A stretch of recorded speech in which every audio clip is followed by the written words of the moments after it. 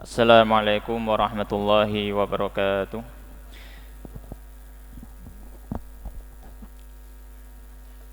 Alhamdulillahi rabbil alamin. Wassalatu wassalamu ala asyrafil anbiya'i wal mursalin Nabiina wa habibina Muhammadin wa ala alihi wa ashabihi ajma'in wa man tabi'ahum bi ihsanin ila yaumiddin. Ya ayyuhalladzina amanu taqullaha haqqa tuqatih wa la tamutunna illa wa antum muslimun. Amma ba'd. Allahumma alimna ma yanfa'una, Allahumma faqqihna fid din wa alimna ta'wil. Allahumma subhanaka la ilma lana illa ma 'allamtana innaka antal alimul hakim wa tub 'alaina innaka antat tawwabur rahim. Rabbi shrah li sadri wa yassir li amri wahlul 'uqdatam min lisani yafqahu qawli amin. Ma'asyiral muslimin jamaah rahimani wa rahimakumullah. Alhamdulillah malam hari ini Allah Subhanahu wa taala memberikan kita kesempatan untuk bermuajahah, untuk bermajelis pada malam hari ini yang semoga Allah Subhanahu wa taala menjadikan majelis kita adalah majelis yang diberkahi oleh Allah Subhanahu wa taala, yang mana turun padanya rahmat dan juga karunia Allah Subhanahu wa taala, sebagaimana sabda Nabi sallallahu alaihi wasallam tentang keutamaan orang-orang yang berkumpul dalam masjid, dalam musalla, dalam surau untuk mempelajari ayat Allah Subhanahu wa taala, mempelajari hadis Nabi sallallahu alaihi wasallam. Dan termasuk hal yang paling utama dan yang penting untuk dipelajari bagi seorang muslim adalah dia mengenal hukum-hukum yang telah Allah Subhanahu wa taala turunkan pada manusia dan juga Rasulullah sallallahu alaihi wasallam jelaskan di dalam sunnah-sunnahnya. Dan insyaallah pembahasan kita malam hari ini adalah tentang fikih kuliner. Tentang fikih kuliner. Fikih itu hukum satu satu cabang ilmu yang membahas tentang hukum, sedangkan kuliner itu hal-hal yang berhubungan dengan makanan. Maka maksud dari pembahasan atau dari tema ini yang akan kita bahas adalah hal-hal yang diperbolehkan dan hal-hal yang dilarang dari makanan. Karena ini penting, kita sebagai seorang muslim harus memperhatikan apa yang kita makan, apa yang kita minum. Karena terkadang atau kebutuhan makan dan minum ini adalah kebutuhan pokok dari manusia, yang mana seorang tidak mungkin bisa hidup kecuali tanpa makan dan minum. Maka karena seringnya hal ini dilakukan setiap hari oleh kita semua, maka juga kita harus mengetahui hukum-hukum yang berhubungan dengan masalah ini. Ma'asyiral muslimin jamaah rahimani wa rahimakumullah. Para ahli fikih membagi, yang pertama kita bahas tentang makanan dulu. Makanan itu para ahli fikih menyampaikan bahwasanya ada 3 ayat utama di dalam Al-Quran berkenaan dengan makanan. Jadi ada 3 ayat utama di dalam Al-Quran yang mana membahas, menjelaskan tentang makanan. Di antaranya adalah yang pertama surat Al-An'am ayat 145. Allah Subhanahu wa taala berfirman, "Qul la ajidu fima uhiya ilayya muharraman 'ala ta'imin yat'amuhu illa an yakuna maitatan aw daman masfuhan aw lahma khinzirin fa innahu rijsun aw fisqan uhilla li ghairillah aw fisqan uhilla li ghairillahi bihi faman itturra ghaira bagin wala 'adin fa inna rabbaka ghafurur rahim." Yaitu surat Al-An'am ayat 145. Allah Subhanahu wa taala menyampaikan, katakanlah La ajidu fima uhiya ilayya, aku tidak mendapati apa yang diwahyukan kepadaku muharraman, sebagai sesuatu yang haram. Haram untuk apa? Ala ta'imin yat'amuhu, bagi orang yang mengkonsumsinya untuk dikonsumsi. Illa, kecuali an yakuna maitatan, dia adalah bangkai, au daman masfuhan, atau dia adalah darah, dia adalah darah yang dialirkan, au lahma khinzirin, atau daging babi. Fa innahu rijsun, sungguhnya itu semua adalah suatu hal yang najis, au fisqan uhilla li ghairillahi bihi, dan juga yang termasuk dikecualikan atau yang termasuk diharamkan adalah fisqan, yaitu sesuatu yang fasik. Apa yang sesuatu yang fasik? Dijelaskan di sini, uhilla li ghairillahi bihi, yang disembelih bukan karena Allah. Famanitturra, maka barang siapa yang terpaksa, ghaira baghin, tanpa dia berlebihan, wala adin, dan tanpa melampaui batas, fa inna rabbaka ghafurur rahim, maka sungguhnya Rabbmu Maha Pengampun lagi Maha Penyayang. Kemudian ayat yang kedua, yaitu dalam surat Al-A'raf ayat 157. Allah Subhanahu wa taala berfirman, wa yuhillu lahumut thayyibat wa yuharrimu 'alaihimul khaba'ith. Dan Allah telah halalkan bagi kalian segala macam yang baik. At-thayyibat itu artinya yang baik kalau kita terjemahkan ke bahasa Indonesia secara mudahnya. Wa yuharrimu 'alaihimul khaba'ith, dan Allah mengharamkan atas kalian al-khaba'ith. Al-khaba'ith itu adalah sesuatu yang keji. Sesuatu yang keji atau sesuatu yang menjijikkan. Kemudian di surat Al-Maidah ayat 4, yas'alunaka madza uhilla lahum qul uhilla lakumut thayyibat. Mereka bertanya kepada wahai Muhammad tentang apa yang dihalalkan bagi mereka, katakan dihalalkan bagi kalian segala macam yang baik, yang thayyibat. Maka berangkat dari 3 ayat ini, para ahli fikih memberikan pembagian tentang masalah makanan yang dikonsumsi, yang boleh ataupun yang tidak boleh. Dalam beberapa kaidah. Kaidah yang pertama, kullu hayawanin istatabatul Arab fi halil khasbi wa rafahiyah wa fi asrin Nabi sallallahu alaihi wasallam fahuwa halal. Kaidah yang pertama adalah setiap hewan yang orang Arab merasa thayyib, berangkat dari ayat Al-A'raf ayat 157 dan Al-Maidah ayat 3 tadi. Uhilla lakum at-thayyibat. At-thayyibat itu mastatabatul Arab. Orang Arab di zaman Nabi, zaman sahabat, yang mereka merasa jiwa mereka itu thayyib. Maksudnya orang di zaman itu makan ya tidak terlalu atau tidak merasa jijik, memang sudah biasa dimakan. Ya. Ini kaidah yang pertama. Ya, kaidah yang pertama. Tuh. Mungkin akan timbul pertanyaan, kenapa kok kita harus menyambungkan rasa thayyib tadi, ya, rasa thayyib kepada orang Arab di zaman Nabi SAW. Pertanyaannya kan gitu.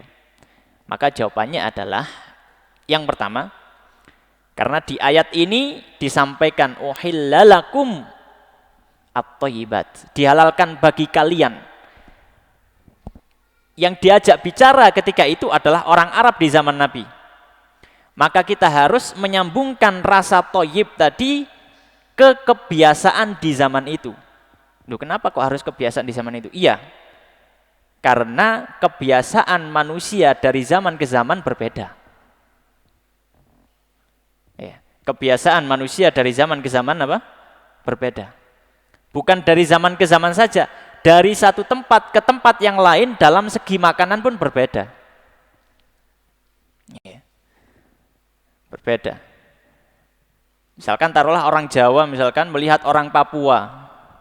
Ya. Di Papua sana termasuk camilan itu ulat sagu. Ulat sagu buat camilan. Jadi apa namanya? Cacing di pohon sagu yang sudah tumbang diambil buat camilan. Mereka biasa. Orang Jawa ya boten kolu kan ngoten. Ya, maka perasaan apa namanya thayyibat tadi, perasaan thayyib tadi, para ahli fikih mengatakan itu harus disambungkan kepada orang yang ketika ayat itu turun. Ya. Tidak bisa disambungkan ke yes pokoknya di tempat itu dianggap thayyib ya nggak masalah, nggak bisa seperti itu. Kenapa? Karena tabai' atau apa namanya tabiat manusia untuk masalah makanan itu di berbagai tempat berbeda-beda dan juga dari zaman ke zaman berbeda. Maka nggak bisa kita pokoknya di tempat itu dianggap baik ya sudah baik. Di sini nggak bisa. Karena Rasulullah membatasi uhillalakumut thayyibat, dihalalkan bagi kalian yang baik. Ya otomatis difahami oleh para sahabat, oh yang kita anggap baik. Maka di luar itu ya tidak termasuk hal tersebut. Oleh karena kaidah yang pertama ini, ya, dari kaidah yang pertama ini muncul beberapa poin. Poin yang pertama adalah, ya, yang mana masuk dalam makanan yang halal. Yang pertama, kullu hayawanin la ya'ishu illa fil bahri. Setiap hewan yang dia tidak hidup kecuali hanya di air. Ya. Mungkin akan bertanya, bahri kan lautan. Kalau dalam bahasa Arab kan ya lautan. Iya, tapi maksudnya lautan di sini adalah air. Iya, maksudnya lautan di sini adalah air. Maka setiap hewan yang hidup hanya di air halal. Hewan yang hidup hanya di air halal. Apapun bentuknya, apapun namanya, kalau dia hanya bisa hidup di dalam air, maka dia halal. Entah itu bentuknya ikan, entah itu bentuknya cacing, entah itu bentuknya macam-macam. Pokoknya kalau dia hanya hidup di lautan, meskipun namanya itu nama yang haram, namanya itu misalkan contohnya misalkan bulu babi. Bulu babi kan lautan, gitu. Bukan berarti bulu babi. Ini bulu babi haram misalnya. Enggak. Bulu babi halal. Apa alasannya? Bulu babi halal karena dia hanya hidup di lautan. Jadi kalau sudah masuk masalah ranah makanan laut, seafood, tidak lagi melihat nama, tidak lagi melihat bentuk. Tapi yang dilihat adalah apakah hewan ini bisa hidup di air saja atau bisa hidup di air dan di darat. Maka kalau dia hanya bisa hidup di air, maka dia halal, apapun bentuknya, apapun namanya.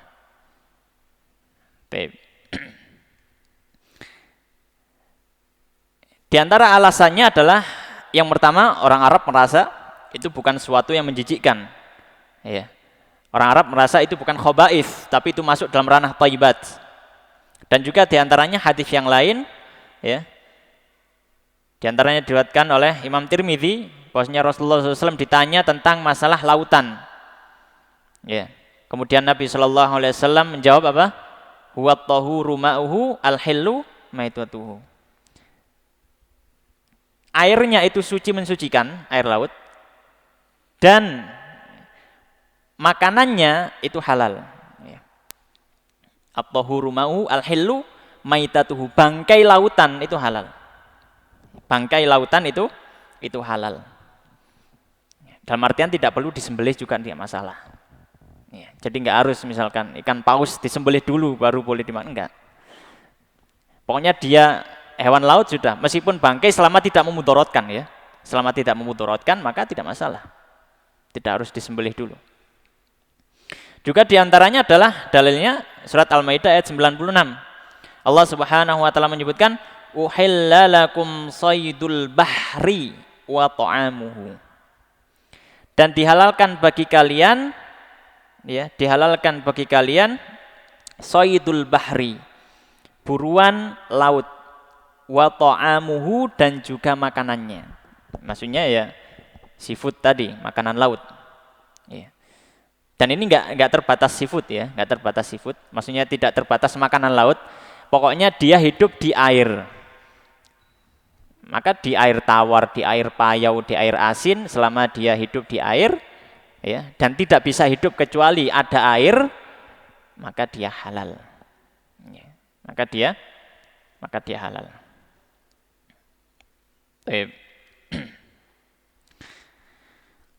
Maka dari sini, ya,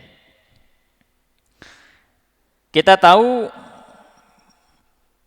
bahwasanya kalau misalkan hewan itu bisa hidup di dua alam, amfibi, ya. Hewannya amfibi, bisa hidup di dua alam, ya. Maka para ulama mengatakan ini termasuk yang diharamkan. Kenapa? Karena dia nggak masuk uhillalakum saydul bahri wa ta'amuhu. Allah menjelaskan yang halal apa? Makanan laut. Dan Allah Subhanahu wa taala menjelaskan dihalalkan bagi kalian yang baik-baik. Maksudnya juga makanan darat, ya, makanan darat. Nah, dia ini nggak masuk, darat nggak masuk, masuknya separuh, jadi dianggap nggak masuk. Darat nggak masuk, air juga nggak masuk. Maka para ulama mengatakan maka ini hukumnya haram. Ya. Karena ketika Allah mengatakan uhillalakum saydul bahri wa ta'amuhu, dia nggak masuk. Kemudian dikatakan wahillalakumut thayyibat, dia nggak masuk juga. Maka dia masuk dalam ranah yang haram. Ya, misalkan contohnya adalah katak, ya. Maka ini tidak boleh dimakan, ya, karena para ulama menghubungi ini termasuk hewan yang hidup di dua alam, ya, amfibi. Ya. Termasuk juga apa? Termasuk juga buaya misalkan.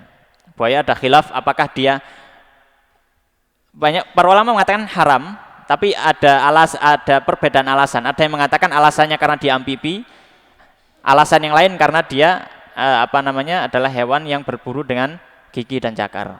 Ya. Kalau itu adalah kaidahnya. Jadi kalau pertanyaannya adalah bagaimana kita bisa menentukan hewan itu bisa disebut hewan yang hidup di darat dan di air? Ditentukan kalau misalkan dia ditinggal di darat tanpa air, dia masih hidup. Contoh yuyu misalkan. Yuyu itu kalau misalkan 2 jam, 3 jam di tanah, ya, yuyu di tanah, ya, maksudnya nggak ada air sama sekali, itu bisa hidup. Bisa hidup dia. Maka yuyu ini juga termasuk yang diharamkan. Ya. Termasuk yang diharamkan. Baik. Kemudian yang kedua, yang dihalalkan dari kaidah setiap hal yang dianggap thayyib bagi orang Arab di zaman Nabi adalah bahimatul an'am. Bahimatul an'am. Ya. Apa saja bahimatul an'am? Bahimatul an'am itu mencakup apa saja? Mencakup onta, sapi, kemudian kambing, ya, dengan berbagai jenisnya, al-khail, kuda dengan berbagai jenisnya, ya. Kemudian zebra, ya, zebra itu kalau di dalam bahasa kitab biasanya disebut himarul wahsh, ya, himarul wahsh, keledai liar, kadang diartikan seperti keledai liar, ya, keledai liar itu sebenarnya zebra. Zebra, ya. Kemudian kelinci, ya. Dan juga hal-hal lain yang orang Arab di zaman Nabi SAW menganggapnya itu adalah suatu yang bisa dimakan, ya. Kemudian akan tetapi ada beberapa pengecualian dari sesuatu yang orang Arab menganggapnya dia adalah suatu yang biasa dimakan, tapi dia masuk ranah haram. Maka ini masuk ranah ta'abudiyah. Nggak ada disebutkan kenapa alasannya, ya sudah pokoknya haram gitu saja. Di antaranya adalah keledai. Keledai itu suatu yang haram. Keledai yang kita pahami ya, keledai. Iya. Kalau bahasa Inggrisnya donkey kalau nggak salah bahasa Inggrisnya. Ya keledai itu. Keledai itu haram. Ya. Kalau bahasa Arabnya disebut himarul ahli. Keledai jinak. Ya, kadang ada yang menerjemahkan keledai jinak. Sebenarnya kalau di Indonesia ya sudah sebut keledai ya sudah itu. Ya himar ahli itu. Karena apa? Karena kalau keledai liar ya itu zebra. Sebagaimana dalam hadis disebutkan, nah Nabi SAW yauma Khaybar an luhumil humur. Nabi SAW melarang pada hari Khaybar dari daging keledai. Ya, daging keledai. Ya. Maka daging keledai ini haram untuk dikonsumsi, demikian pula hal-hal yang berhubungan dengannya. Semisal susunya, ini juga haram dikonsumsi. Ya. Meskipun banyak yang mengkonsumsi. Ya, saya pernah baca artikel tentang keju termahal di dunia. Keju termahal di dunia itu keju yang dibuat dari susu keledai. Namanya keju pule cheese. Itu keju termahal di dunia. Itu dibuat dari apa? Dibuat dari susu keledai. Ya. Maka itu adalah sesuatu yang haram yang tidak boleh dimakan. Kalau keledai ini sepakat para ulama, para ahli fikih. Ya. Kalau hal-hal yang lain ya masih ada sedikit perselisihan. Kalau keledai ini sepakat ahli fikih. Baik. Ya. Kemudian termasuk juga yang dikiaskan kepada apa? Kepada keledai adalah bighal, baghlah. Ini hewannya nggak ada di Indonesia sepertinya. Baghlah itu peranakan antara kuda dengan keledai. Ya. Peranakan antara kuda dengan keledai. Akhirnya lahirlah hewan namanya baghlah atau bighal. Lebih besar dari keledai tapi tidak lebih besar dari keledai tapi lebih kecil dari kuda. Ya. Maka ini juga termasuk diharamkan. Kenapa? Karena dikiaskan kepada keledai dan ketika hewan yang haram dimakan, ya, dikawin silangkan dengan hewan yang halal dimakan, maka yang dilahirkan ikut hukum yang haram dimakan. Baik. Kemudian, ya, kaidah berikutnya adalah atau poin berikutnya adalah kullu hayawanin istahbathatul arabu fi asrin Nabi sallallahu alaihi wasallam kal hasyarati wa nahwiha fahuwa haram.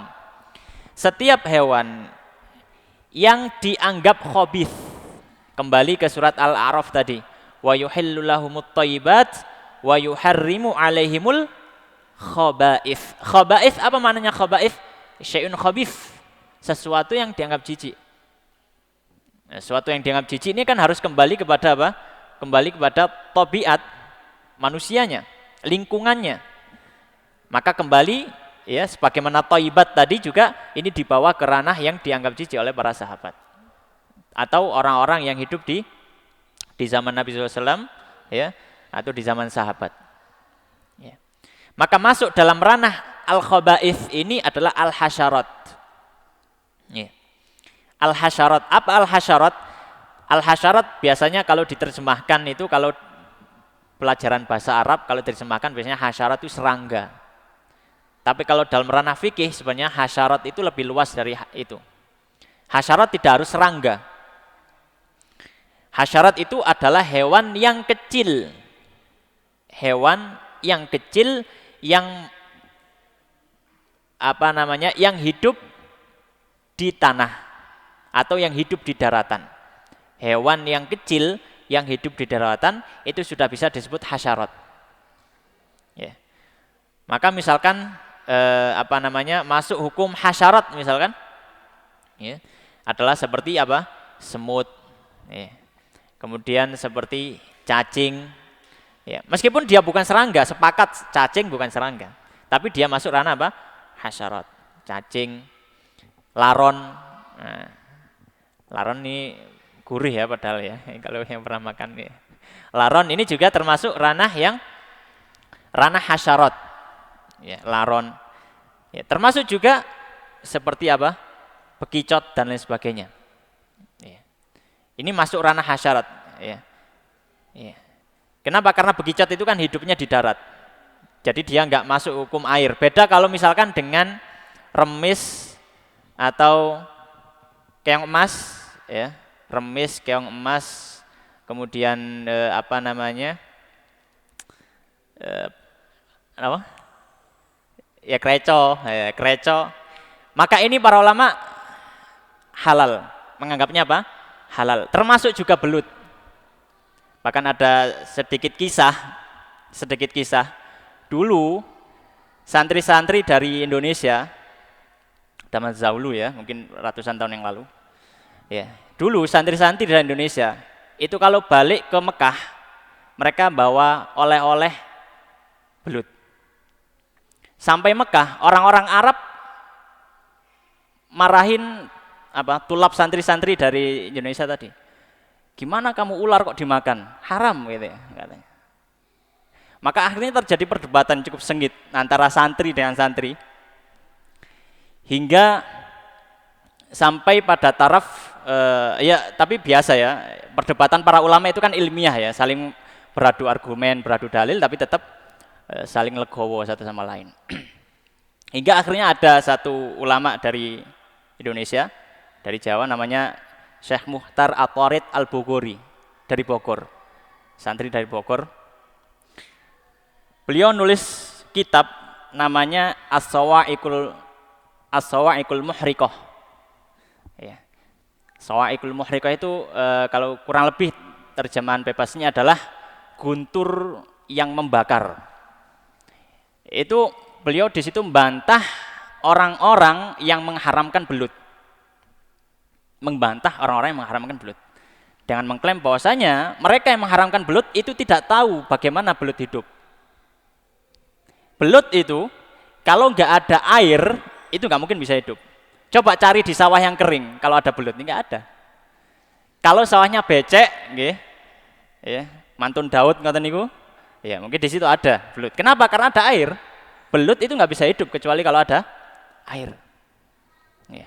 Maka dibantah, panjang lebar disebutkan di situ.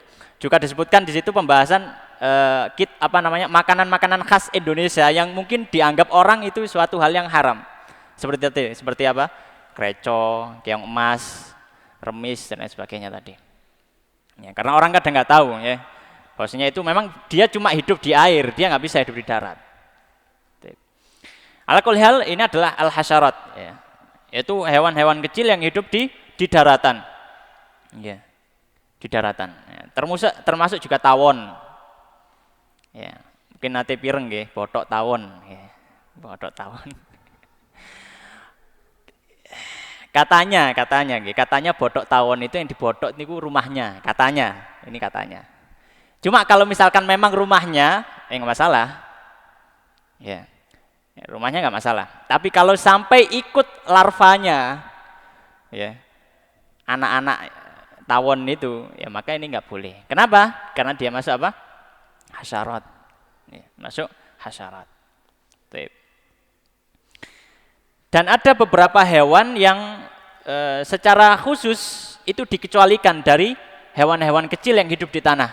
Kenapa? Karena memang ada nasnya, ada riwayatnya dari para sahabat. Di antaranya seperti apa? Yarbu, kalau menyebutkan yarbu ini kalau di Indonesia hampir nggak ada semua ini. Ya, di antaranya adalah yarbu. Yarbu itu jerboa. Kalau di Indonesia kayaknya nggak ada. Hewannya kecil. Mirip tikus tapi agak besar gitu. Ya. Ini berarti apakah masuk hasyarat? Iya, dia masuk hasyarat, tapi dia dikecualikan. Kenapa? Ada asar. Ya. Di antaranya adalah sahabat Umar bin Khattab, ya, itu pernah menetapkan satu keputusan, ya, keputusan kekhalifahan tentang masalah denda orang yang berburu. Kan di tanah haram Mekah kan mboten angsal berburu ya, tidak boleh berburu. Dan sahabat Umar bin Khattab menyampaikan bahwasanya siapa yang berburu jerboa, ya, maka dendanya adalah anak kambing yang masih kecil dendanya. Di situ sahabat Umar bin Khattab tidak mengatakan bahwasanya jerboa itu adalah sesuatu yang haram atau apa. Tidak, tapi beliau malah menentukan itu termasuk hewan buruan, makanya nggak boleh diburu di tanah haram. Kalau buru itu dia masuk kena denda. Ya. Dan beberapa hewan yang disebutkan di kitab para ulama, tapi meskipun kita sebutkan juga kita nggak akan tahu karena kita nggak pernah lihat. Jadi kita sebutkan yang biasa kita ketahui saja. Kemudian termasuk juga yang dikecualikan, ya, ya, ini para ulama memasukkan dia dalam ranah hasyarat adalah ad-dhab. Ad-dhab itu adalah biawak gurun. Ya. Terkadang ada orang yang salah menafsiri karena dia diterjemahkan biawak gurun, akhirnya dikiaskan biawak air pun nggak masalah. Ini salah. Biawak gurun itu tidak hidup kecuali di gurun atau di tanah saja. Dia nggak bisa hidup di air. Bahkan di kisah katanya, ya, kata orang yang orang yang memang hidup di gurun, ya, itu dikatakan bahwasanya dhab ini itu minum setahun cuma sekali, itu katanya. Ya. Minum setahun cuma sekali. Ya. Jadi memang dia hewan kering, dia hewan yang kering. Maka dhab ini diperbolehkan, dihalalkan, sebagaimana Rasulullah SAW pernah suatu majelis kemudian dimasakkan daging dhab. Kemudian Nabi SAW diberikan kepada Nabi, kemudian Nabi SAW bertanya, ini daging apa ini? Gitu. Maka dijawab sama sahabat, daging dhab Rasulullah. Terus dijauhkan, semangan aku ke Arab gitu misalkan. Maka ditanya oleh para sahabat, aharamun hu ya Rasulullah? Haram nopo Kanjeng Nabi ini dhab ini? Maka Nabi mengatakan, enggak. Hanya saja saya enggak selera, ya, enggak selera untuk memakannya. Ya biasa, Nabi juga punya selera untuk makan ya. Kadang kan gitu, ada yang orang suka daging kambing, ada yang tidak kan gitu, ya, selera saja. Tapi Nabi mengatakan ya, saya tidak berselera makan dhab ini. Akhirnya dimakan oleh sahabat Khalid bin Walid di hadapan Nabi sallallahu alaihi wasallam. Maka dhab ini masuk yang dihalalkan. Berbeda dengan biawak. Iya, berbeda dengan biawak. Biawak itu bukan dhab, maka tidak bisa dikiaskan dengan dhab. Karena jauh perbedaannya. Perbedaan yang pertama, dia punya kuku dan taring yang kuat digunakan untuk berburu. Ya. Dhab itu tidak punya kuku, punya taring tapi tidak kuat. Ya, tidak kuat. Karena berburunya itu dhab itu berburu sesuatu yang kecil, hewan-hewan kecil. Ya. Beda kalau biawak kan berburu ayam, hewan yang besar. Enggak, kalau dhab itu ya berburu kayak serangga apa gitu. Ya. Yang pertama itu, dia punya cakar dan kuku yang digunakan untuk berburu, maka tidak dihalalkan. Kemudian ya biawak air itu, biawak yang kita kenal, itu bisa hidup di dua alam. Ya. Dia di air hidup, di tanah juga hidup. Ya. Maka dia diharamkan dari dua sisi tadi. Ya. Diharamkan dari dua sisi tadi. Baik. Ma'asyiral muslimin jamaah rahimani wa rahimakumullah. Kemudian selanjutnya, ya, itu tadi poin-poin yang masuk dalam kaidah pertama, yaitu at-thayyibat dan juga al-khaba'ith. Mana yang masuk thayyibat, mana yang masuk khaba'ith. Sekarang kaidah yang berikutnya adalah yahrumu minas sibai kullu ma lahu nabun qawiyun yaftarisu bihi. Kaidah berikutnya adalah setiap hewan buas yang memiliki taring yang digunakan untuk berburu, maka dia haram. Setiap hewan buas yang memiliki taring yang digunakan untuk berburu, maka dia haram. Ya. Karena Nabi SAW dalam hadis, ya, beliau menjelaskan, ya, atau dalam hadis disebutkan nahan Nabi SAW an kulli dzinabin minas siba. Nabi SAW melarang dari setiap hewan buas yang memiliki taring. Wa an kulli dzi mikhlabin minat tuyur, dan setiap hewan atau setiap burung yang memiliki cakar yang tajam untuk berburu. Ini kaidahnya. Kaidahnya adalah setiap hewan buas yang memiliki taring untuk berburu atau burung yang memiliki cakar yang kuat untuk berburu. Maka dari kaidah ini para ulama menyebutkan di antara yang diharamkan, ya, di antara yang diharamkan adalah ya, seperti anjing, al-kalb. Anjing diharamkan. Ya. Kemudian adz-dzib. Dzib itu serigala. Ini juga diharamkan karena dia berburu dengan taringnya. Ya. Termasuk juga lihrah, kucing. Ya. Kucing juga diharamkan. Ya. Termasuk juga ya as-sabu' atau singa. Ya, al-fahad, citah. Ya. An-namir, harimau dan hewan-hewan yang semisalnya, ya. Dan hewan-hewan yang semisalnya. Akan tetapi dikecualikan dari hal ini, yaitu ad-dhab', dhad ba dan ain, ad-dhab', ya. Bacanya ad-dhab'. Ad-dhab' itu hina. Ya. Hina ini dihalalkan. Meskipun dia punya taring, ya meskipun dia taring dan mukanya jelek gitu kalau kita lihat di video kan hina gitu. Kenapa? Karena memang ada hadis yang menyebutkan ya, bahwasanya sahabat atau seorang pernah bertanya pada Jabir radhiyallahu ta'ala anhu, ad-dhab' saydun hi, hina ini apakah hewan buruan? Maksudnya hewan buruan ya bisa dimakan. Maka sahabat Jabir mengatakan na'am, iya, hewan buruan. Ya. Kemudian saya mengatakan akuluhu, ya, muridnya sahabat tadi bertanya, apakah saya boleh memakannya? Masih kurang puas. Kenapa? Karena difahami karena dia hewan punya taring. Maka sahabat Jabir tadi mengatakan na'am, iya. Ya. Kemudian masih kurang percaya lagi muridnya sahabat tadi. Bertanya lagi, ya. Aqalahu Rasulullah, apakah ini sesuai sabda Nabi? Maksudnya apakah ini memang sabda Nabi SAW bahwasanya beliau juga menghalalkan hina ini? Maka sahabat Jabir mengatakan na'am, iya. Ya. Maka untuk hina ini maka memiliki kekhususan, yaitu dia dihalalkan. Adapun dari jenis burung, ya, maka jenis burung yang memiliki kuku yang kuat dan tajam digunakan untuk berburu, maka ini juga haram.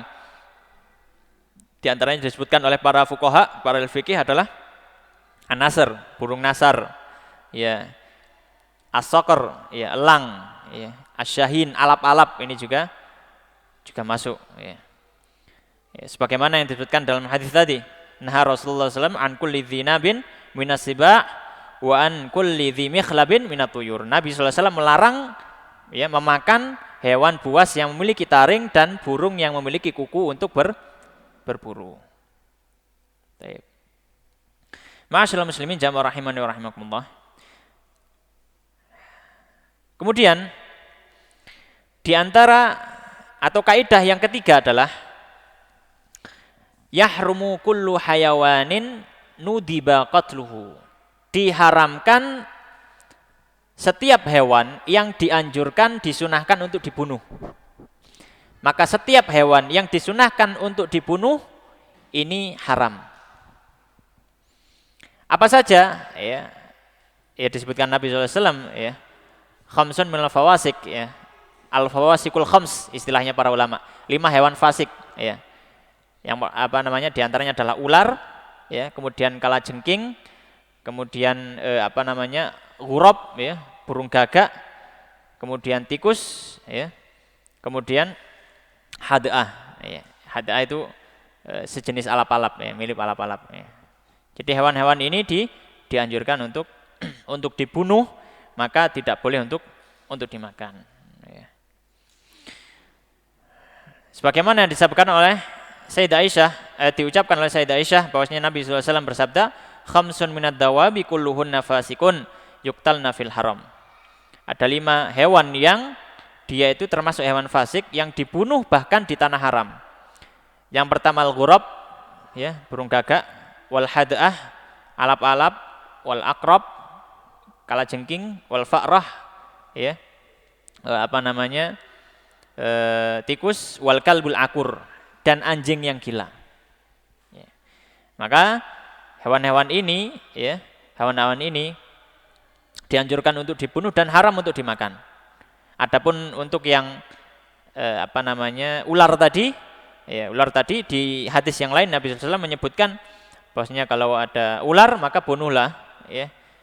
Kalau ada ular maka bunuhlah kecuali ular yang ada di dalam rumah, maka keluarkan dia, jangan dibunuh karena bisa jadi itu adalah jin. Ya. Baik.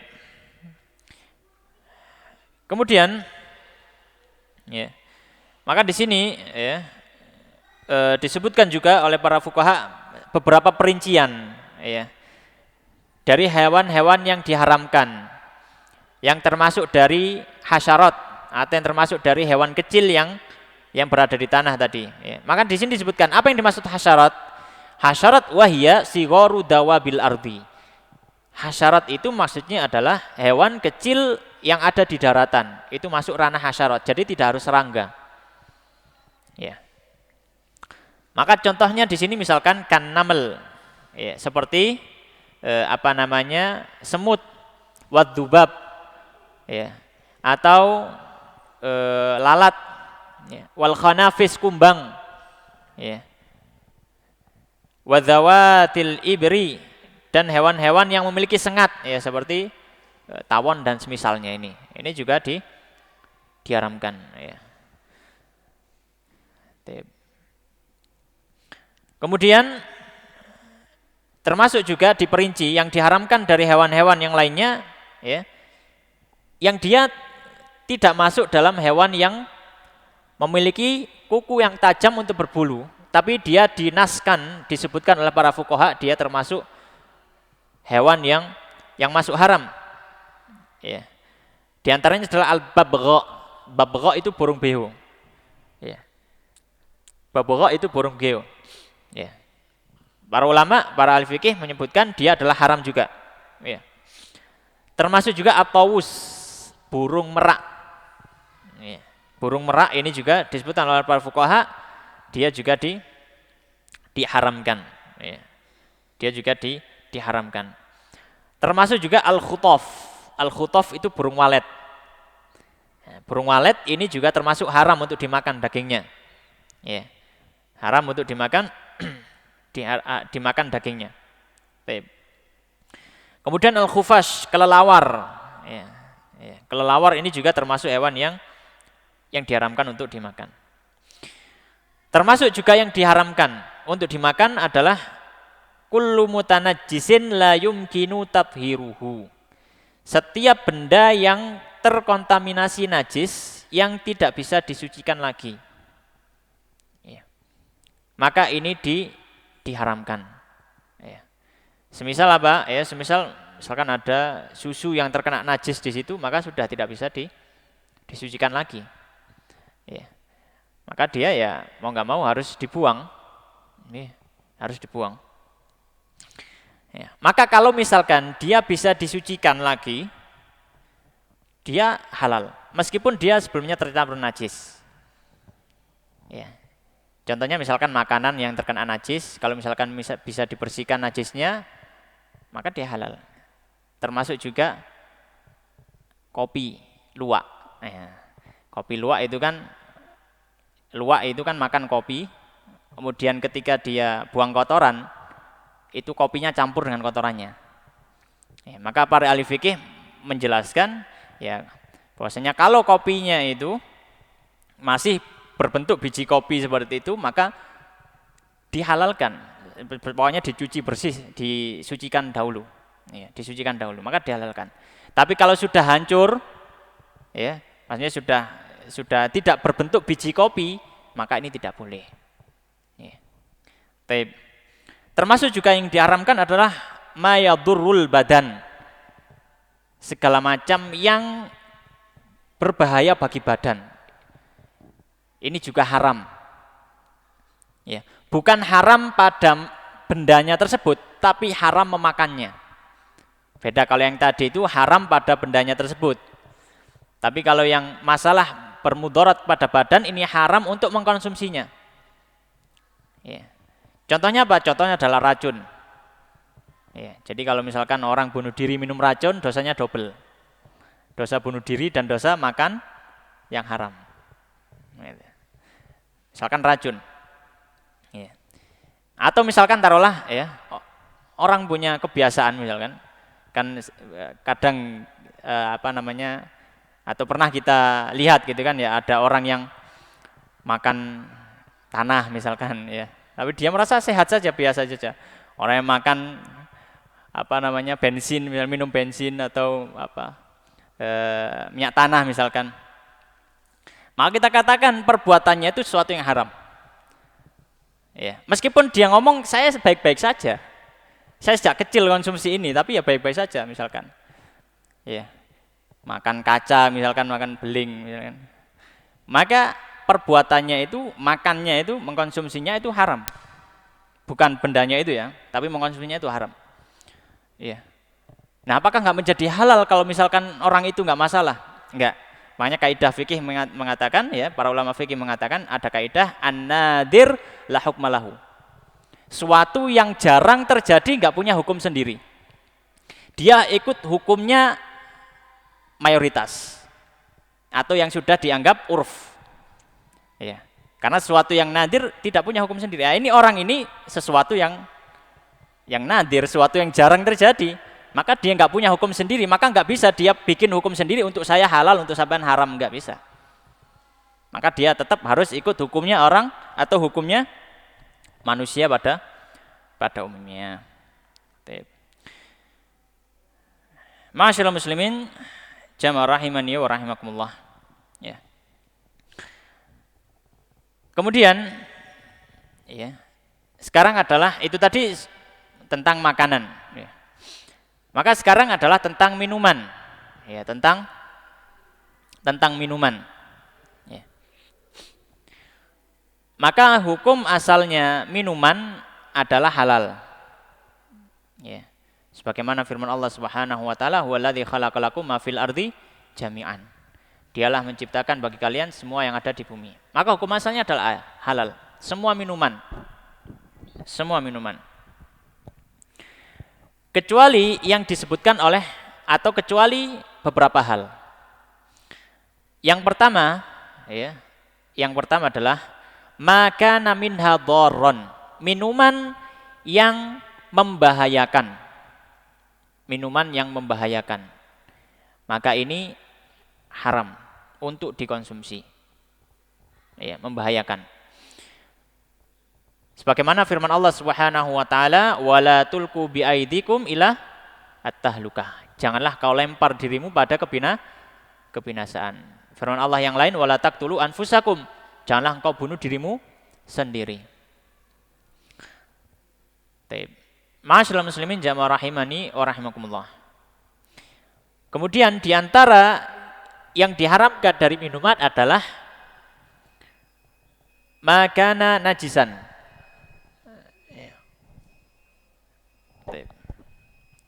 Makana najisan, yaitu sesuatu yang najis. Ini juga haram untuk dikonsumsi, untuk diminum. Ya. Seperti apa? Seperti darah. Nah, ada yang kelewatan tadi masalah bab makanan ya. Ada yang perlu disampaikan juga. Darah itu juga masuk hal yang diharamkan karena di dalam ayat. Ya, maka misalkan minum darah ini juga diharamkan. Ya. Makan darah juga diharamkan. Nopo kalau makan darah? Didih. Ya, didih. Ini juga haram. Ya, ini sepakat para ulama. Darah ini haram. Didih itu haram. Nggak boleh dikonsumsi. Ya. Dan juga tadi di dalam ayat ya disebutkan, lupa, yang dimakan juga adalah aufisqan uhilla li ghairillahi bih, atau suatu yang fasik. Apa yang suatu yang fasik? yaitu yang disembelih bukan untuk Allah. Maka sembelihan untuk selain Allah itu haram dimakan. Sembelihan ya, sembelihan. Bukan selainnya. Maka sesajen gitu ya, sedang ramai ya, sesajen kalau misalkan memang itu diperuntukkan untuk selain Allah, untuk jin, untuk nawa sing bau reksa, jin sana jin sini dan lain sebagainya, maka sembelihannya itu haram untuk dimakan. Ya, sudah nggak apa-apa, dibuang saja ke laut, ya nggak apa-apa, atau dimasukkan ke gunung, nggak masalah. Ya, pokoknya nggak dimakan oleh kaum muslimin. Ya, tapi kalau dia bukan sembelihan maka tetap halal. Ya, misalkan dalam satu sajen di situ ada ayam, apel, misalkan kopi, ya kan. Diambil saja apelnya, kopinya gitu ya. Selama tidak apa? Tidak menimbulkan fitnah, ya. Ya, tapi kalau menimbulkan fitnah sebaiknya dijauhi saja.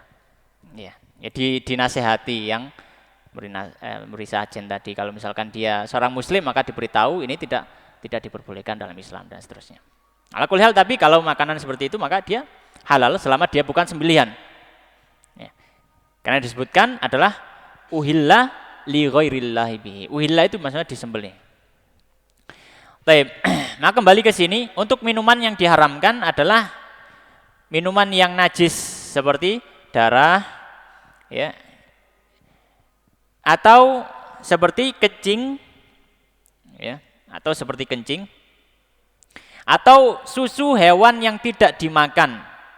Ya, susu hewan yang haram untuk dimakan. Seperti apa? Seperti susu keledai tadi. Meskipun diolah macam-macam, bahannya itu sudah najis, maka tidak bisa untuk dimakan. Ya. Susu hewan yang tidak boleh dimakan. Ya.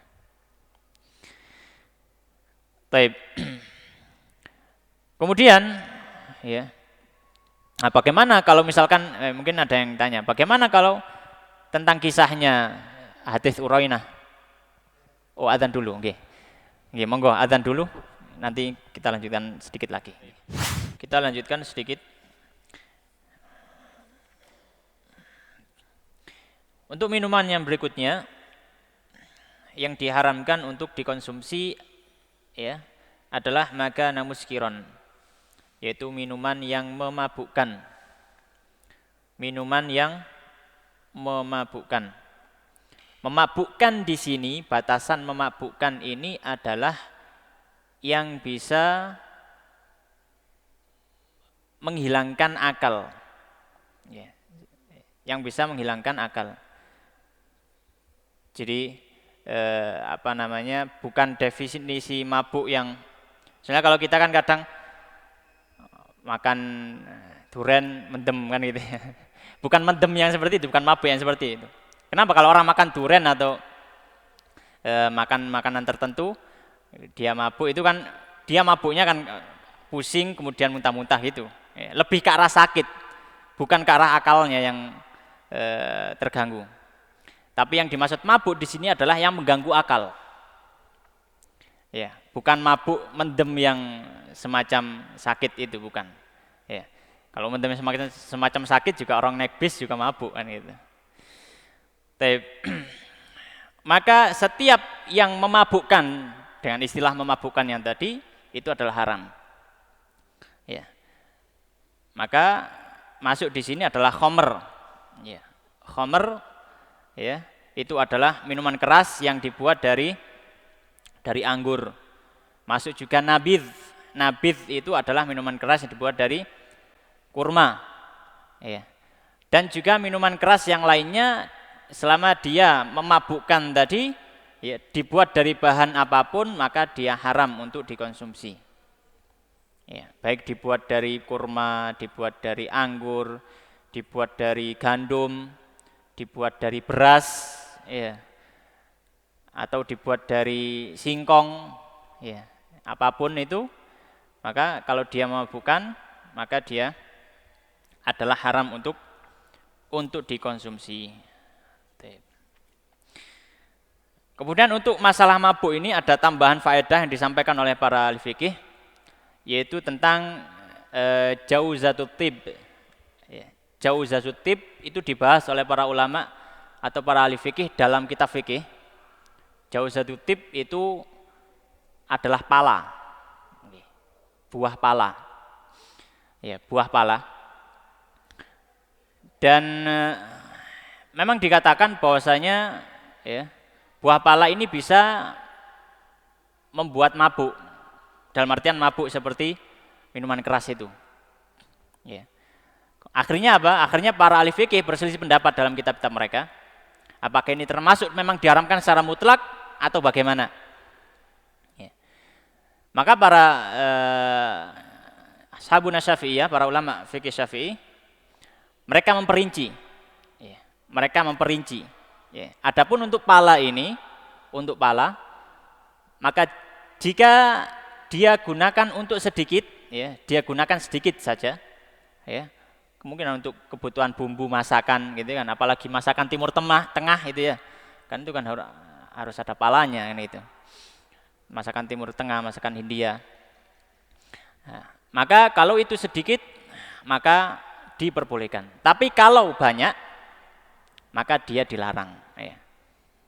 Di antaranya disebutkan oleh Al-Imam Ar-Ramli ya, dalam fatwanya ketika ditanya tentang masalah Jawzut Tib tadi, buah pala tadi, maka beliau mengatakan na'am yajuzu in kana qalilan wa yahrumu in kana katsiran. Ya, diperbolehkan buah pala ini jika dia sedikit, tapi kalau banyak maka dia diharamkan ya. Dia diharamkan. Ya, karena pala sendiri memang dari sejak dulu memang digunakan untuk apa? Digunakan untuk bahan masakan. Ya, digunakan untuk bahan masakan, jadi kebutuhannya sangat sering dilakukan oleh ibu-ibu terutama. Ya, dilakukan oleh ibu-ibu terutama. Nah, kemudian juga tambahan faedah yang kedua untuk masalah muskir tadi, minuman yang memabukkan, ya, minuman yang memabukkan. Di dalam atau para ulama Syafi'iyah dan juga para ahli fikih yang lainnya menyatakan bahwasanya setiap minuman yang memabukkan itu tidak hanya haram tapi juga najis. Maka kalau misalkan dia mencampurkan sesuatu ini ke dalam sesuatu yang suci, maka bisa menajis sesuatu yang suci tersebut. Kan kita biasanya sering ya, terutama ibu-ibu, masakan di antara komposisinya ada apa? Wine-nya gitu ya, ada anggurnya, ya. Itu apa namanya, khomer, ya. Maka tidak boleh dimasukkan ke dalam masakan, ya. Dihindari atau tidak usah, mending masak yang lain saja, ya. Cari resep yang lain yang ya mungkin lebih cocok di lidah orang Jawa gitu ya, daripada masakan-masakan yang seperti itu. Demikian yang bisa kita bahas pada malam hari ini, ya, semoga sedikit ini memberikan manfaat. Barangkali ada satu atau dua pertanyaan, nggih monggo.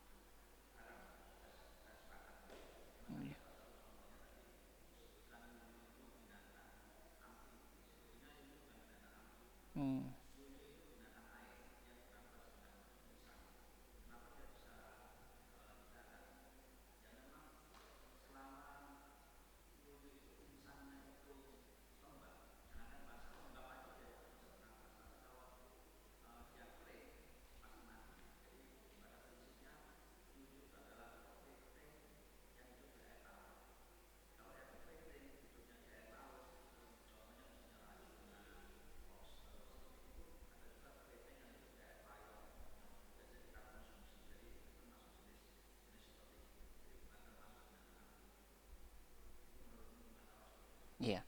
Nah, ini berarti pengetahuan baru. Jadi berarti memang dia kan bawa air tapi di dalam tubuhnya, kan ngoten nggih? Di dalam insangnya ya. Berarti dia tetap bernafas dengan air kan gitu. Kalau misalkan nggak ada air ya mati, ya. Memang seperti ini. Kalau dalam kita lihat kitab fikih para ulama, itu memang mereka menaskan, menyebutkan di zaman itu nggih, zamannya Imam Nawawi, zamannya ini.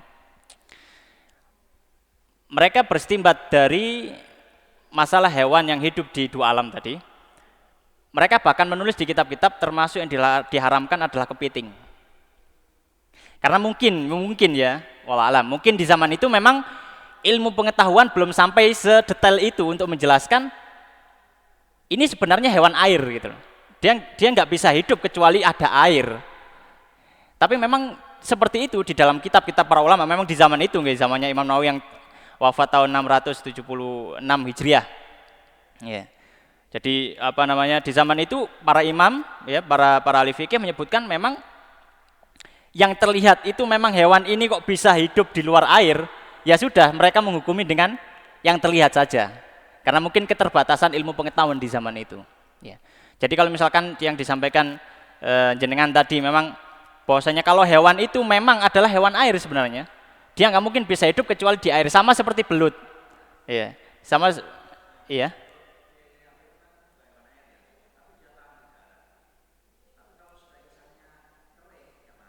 Iya, dia mati ya. Berarti kan memang dia harus butuh air, mau nggak mau, butuh air untuk bernafasnya.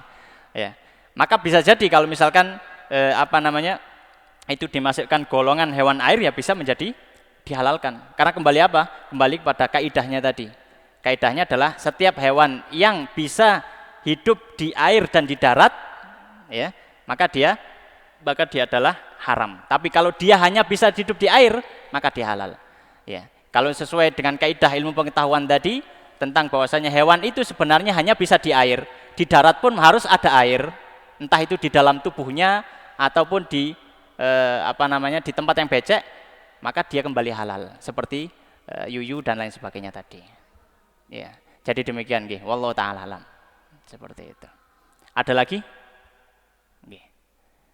Kalau tidak ada, ya memang kembali dalam masalah fikih ini memang banyak sekali khilaf ya. Mungkin yang kita sampaikan tadi mungkin pernah kita dengar, oh kok berbeda gitu ya.